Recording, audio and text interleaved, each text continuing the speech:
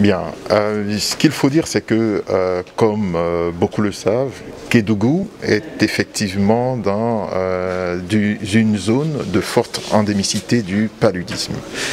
Par rapport à la moyenne nationale, il y a beaucoup de cas de paludisme qui arrivent, qui sont notés au niveau du district de santé de Kédougou.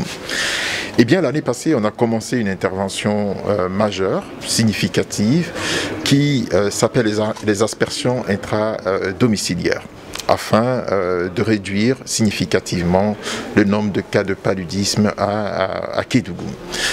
Simplement, l'année passée, en 2020, avec le contexte du Covid, nous avons constaté une adhésion pas très importante de la population à la campagne en 2020. Nous voulons, à cet effet, lancer un appel à l'ensemble des populations, alors que nous commençons la campagne 2021 pour une adhésion massive à cette campagne qui est faite dans l'intérêt des populations et qui entre dans le cadre des objectifs nationaux de l'État du Sénégal.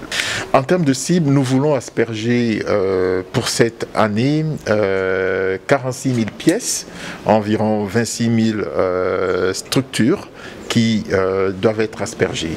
Et notre objectif, c'est d'atteindre véritablement 100% des pièces dans l'ensemble et des structures dans l'ensemble du district. La quasi-totalité des maisons d'habitation sont éligibles. Il y a quand même que nous regardons sur les murs sur lesquels on doit pouvoir asperger pour voir si la maison est éligible ou pas. Les équipes qui interviennent sur le terrain sont formées pour pouvoir savoir quelle est la maison qui est éligible ou pas, mais la quasi-totalité des maisons d'habitation sont éligibles pour l'aspersion. C'est effectivement l'objectif. Il y a déjà d'autres interventions de lutte contre le paludisme qui sont mises en œuvre ici à Kédougou, notamment la distribution des moustiquaires, la chimioprévention saisonnière.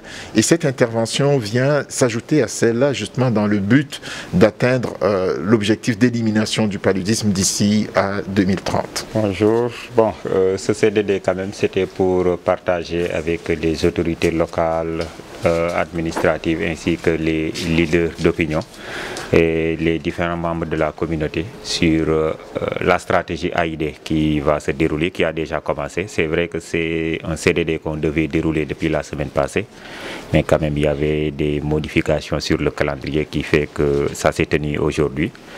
Je pense que l'objectif est atteint, c'était vraiment de partager et de recueillir surtout l'avis des autres. Parce qu'aujourd'hui, on sait que la lutte contre le palud, pour y arriver, il faut la multisectorialité. Et il y avait quand même toutes les parties prenantes ici présentes.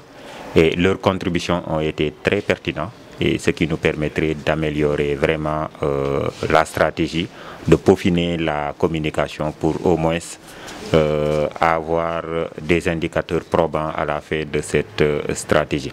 Donc, vu ce qui s'est passé quand même, on peut dire qu'on a senti l'engagement de tout un chacun, que ce soit certains chefs de quartier, que les autorités locales qui étaient présents, à participer à la communication. Parce qu'on sait qu'aujourd'hui, le problème crucial, c'est la communication, c'est l'acceptabilité de cette stratégie par la communauté. Donc, sur les résultats aussi, on s'est rendu compte que le problème est plus accentué au niveau de la commune. Au niveau des postes, on a moins de problèmes d'acceptabilité, mais le problème c'est au niveau de la commune. La stratégie de l'année passée, quand même, on a appris ce qu'on appelle les leçons apprises. Ça s'est déroulé dans un contexte un peu particulier, avec Covid, avec distribution des vivres, et nous avons appris de ces leçons qu'on a pu corriger cette année et que nous mettons en œuvre depuis quand même le 28. avec des relais communautaires, mais aussi des opérateurs qui vont passer au niveau des maisons. Pour qu'il y ait impact de cette stratégie, il faut couvrir au moins 85% des concessions. Donc il a dit 40 000 structures qu'on doit pulvériser. Mais si on ne pulvérise pas 85% de ces structures, on ne va pas être efficace. Donc c'est pourquoi l'année passée quand même, Kédougou était le seul district qui n'avait pas atteint cet indicateur. C'est pourquoi on ne peut pas trop impacter un impact sur les indicateurs de santé. Parce que l'incidence est toujours au-dessus de 300. Mais aussi le nombre de décès, on a noté une légère augmentation. Donc pour dire que cette année quand même, c'est une deuxième chance que nous donne le partenaire et que nous donnons aussi à la communauté. Parce que je pense que c'est une stratégie à efficacité prouvée partout à travers le monde. Donc ce n'est pas qu'à Kédougou que ça va prouver le contraire. Si ça marche, si on couvre 85%, c'est sûr qu'à l'évaluation, on aura une nette diminution des indicateurs, que ce soit la morbidité, le nombre de cas de palu, mais aussi sur le nombre de décès. Et on espère que quand même l'année prochaine, à l'évaluation, qu'on puisse dire que nous sommes passés de 20 décès à moins de 10 décès. Parce que l'objectif, c'est d'avoir 0 décès lié au palu. On sait que c'est un combat qui sera long, parce qu'on se projette vers 2030 pour éliminer le palu. Et les 3 régions, Kédougou, Tamba et Kolda, sont les 3 régions qui tirent vraiment le Sénégal vers le bas.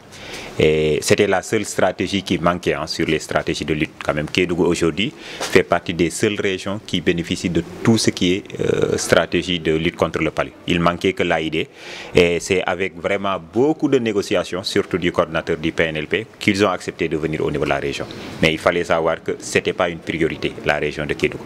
Mais vu que vraiment, malgré ce qui est mis en œuvre, le nombre de décès, le nombre de cas ne cesse d'augmenter, c'est pourquoi on a ajouté pour voir qu'est-ce qu'on va y gagner si c'est bien mis en œuvre.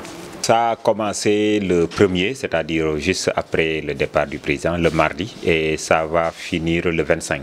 Donc c'est pour 20 jours à travers tout le district, donc 20 jours d'aspersion pour pouvoir couvrir ces 85% des structures.